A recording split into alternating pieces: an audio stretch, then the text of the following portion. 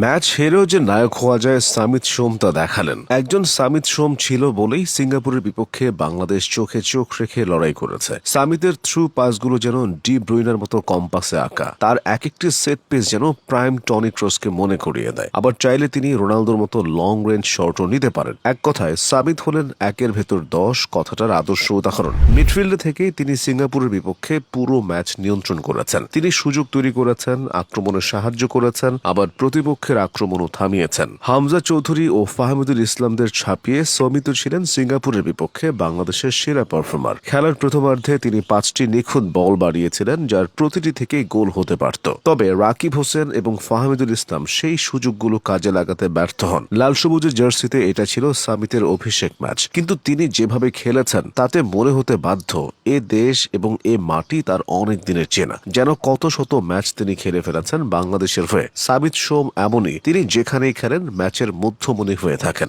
একটা সময় কানাডার জাতীয় দলের হয়ে খেললেও নারীর টানে ফিরে এসেছেন বাংলাদেশে। 27 বছর বয়সী সামিতের গ্রামের বাড়ি মৌলভীবাজারের শ্রীমঙ্গলে। বাবা মানস সোম এবং মা নন্দিতা সোম 90-এর দশকে কানাডায় পাড়ি জমিয়েছিলেন। সেখানে বেড়ে ওঠা সামিত এখন পেশাদার ফুটবলার, খেলছেন কানাডার ক্যাভেলরি ফুটবল ক্লাবে। ক্যাভেলরি কানাডার শীর্ষ পেশাদার ফুটবল লিগের ক্লাব। আলবার্টা রাজ্যের ক্যালগারিতে অবস্থিত এই ক্লাবটির নিয়মিত ফুটবলার বাংলাদেশি বংশোদ্ভূত সামিত সোম। একটা সময় তিনি যুক্তরাষ্ট্রের মেজর লিগ সকারেও খেলেছেন। লিওনেল মেসি তখনও MLS এ আসেননি। যদিও লিওনেল মেসি নয়, সামিতের প্রিয় ফুটবলার ক্রিস্টিয়ানো রোনালদো। রোনালদোর ডেডিকেশন এবং ডিসিপ্লিন তাকে ভীষণ টানে। আর দল হিসেবে ব্রাজিল বা আর্জেন্টিনা নয়, শৈশব থেকে সামিত একটা দলই সমর্থন করে আসছেন, সেটা হলো জার্মানি। ক্লাব ফুটবলে তিনি আর্সেনালের সমর্থক। নিজে মিডফিল্ডার হওয়ার সুবাদে টনি ক্রস এবং লুকা মদ্রিজদের ফলো করেন সামিত। সামিত সোম 1997 সালে কানাডার আলবার্টা রাজ্যের এডমন্টন শহরে জন্মগ্রহণ করেছেন। শৈশব থেকেই ফুটবলের প্রতি তার ভীষণ আগ্রহ ছিল, তাই পড়ালেখার পাশাপাশি ফুটবল খেলাতেও দিয়েছেন সমান মনোযোগ। সামিত 2003 থেকে 2014 পর্যন্ত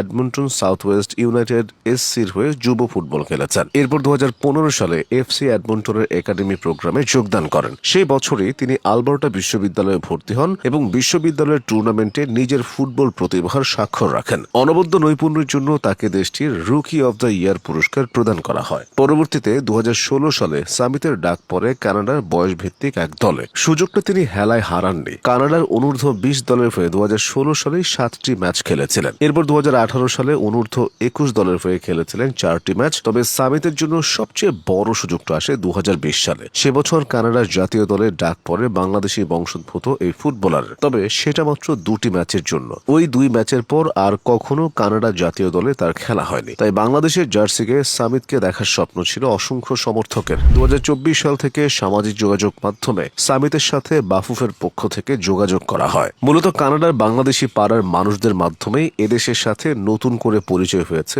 সামিত সোমের। অবশ্য এর আগে ম্যানেজমেন্ট তার সাথে যোগাযোগ করেছিল, কিন্তু তখনও সামিত এবং তার পরিবারের মধ্যে দ্বিধা ছিল।